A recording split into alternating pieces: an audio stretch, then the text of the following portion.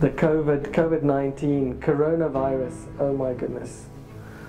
What a reality check. Who's ever thought that when we run a business like this with, you know, how many beds do we have, and we look at occupancies on a monthly basis and we say, well, our occupancy was, you know, 60, or if we're lucky, like 73 to 78%, and peak season it's crazy and we don't have enough rooms. But going to like a zero occupancy, oh, we've never thought about that. Yeah, the impact is nasty. And therefore our focus is now is local. And local, we call it LocalisLekker in Afrikaans. And it gives it a nice ring. So local is good. We're running a special, and it's not just us, many of the partners in tourism, other lodges and guest houses and reserves run specials for local tourism. And we see there's a take on this, and there are some visitors, and we're grateful. I mean, wow, and the local tourist that travels, and you chat to him, and they are interested. They want to know how you are doing, and you know, how are you surviving this? And you've taken such a big knock, so there's, you know, sympathy, and it's a nice feel. So shout out for local tourism. Thank you very much.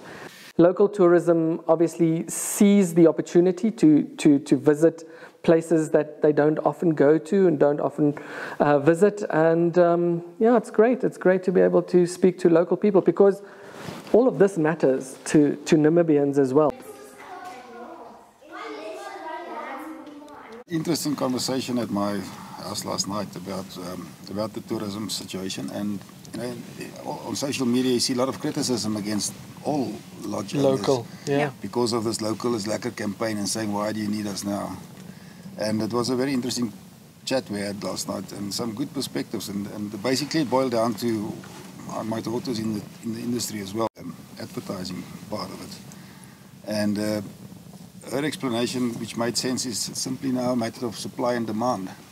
And for the Namibians who are worried about the fact that they can't normally afford luxury accommodation at lodges, it's just simply, well, use the opportunity now whilst you can, because when it's back to normal, it's unfortunately so that in order for you guys to do what you do here, you need to charge those rates, otherwise you can't survive. But I think people maybe don't have that perspective, so they are...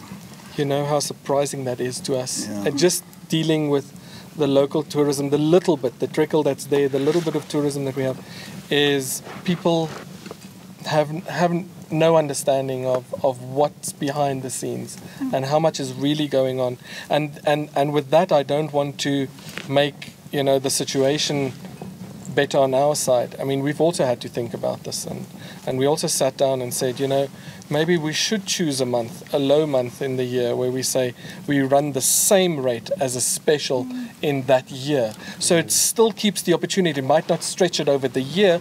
We can run at the rates that we need to make this ship, you know, kind of steer. But if there is a month where we can do this, then we would like to continue with that kind of thing. So, but that's very interesting. Thank you for that.